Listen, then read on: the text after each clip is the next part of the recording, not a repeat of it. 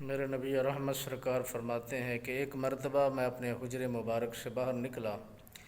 تو ایک خاتون کو دیکھا جو وزن اٹھائے ہوئے آنکھوں سے آنسو برسا رہی تھی، اور میں نے پوچھنا کیا کہ کس چیز نے تجھے رلایا ہے، پریشان کیا ہے، کس چیز نے تجھے ستایا ہے؟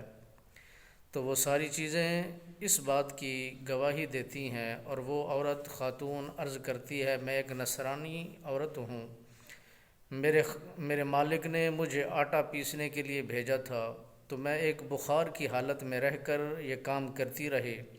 وقت زیادہ بیت گیا ہے، مجھے اپنے مالک سے ڈر لگتا ہے، وہ مارتا ہے، تشدد کرتا ہے، اس لیے آپ کی چوکھٹ پر چلی آئی ہوں تو کہیں میری مدد ہو جائے، میرے ساتھ ہمدردی ہو جائے۔ رسول اکرم نور مجسم رحمت دو عالم صلی اللہ علیہ وسلم سرکار نے جب اس عورت کی اس کیفیت کو دیکھا، آپ سرکار نے اس کے ساتھ ہمدردی کا اظہار کرتے ہوئے آپ نے فرمایا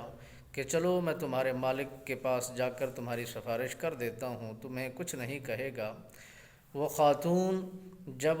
آپ سرکار کے ساتھ سفر کرتی ہے تو میرے نبی سرکار نے اس کی حالت کو دیکھ کر آپ سرکار پر یہ حالت طاری ہوئی کہ آپ نے دیکھا یہ حالت مرض میں ہے، بخار کی کیفیت میں ہے، جو وزن اٹھا کر، تھیلا اٹھا کر، وہ آٹا اٹھا کر سفر کر رہی تھی۔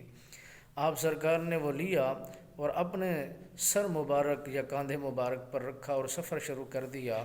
جب اس نصرانی اس کے مالک کے پاس پہنچتے ہیں تو اس نے جب وہ نبیوں کے نبی رحمت دو عالم صلی اللہ علیہ وسلم سرکار کو دیکھا تو بول اٹھا کہ اے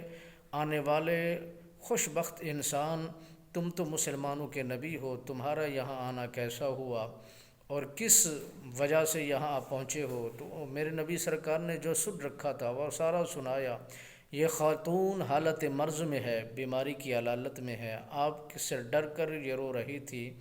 میں سفارشی بن کے اسے آپ کے پاس لایا ہوں،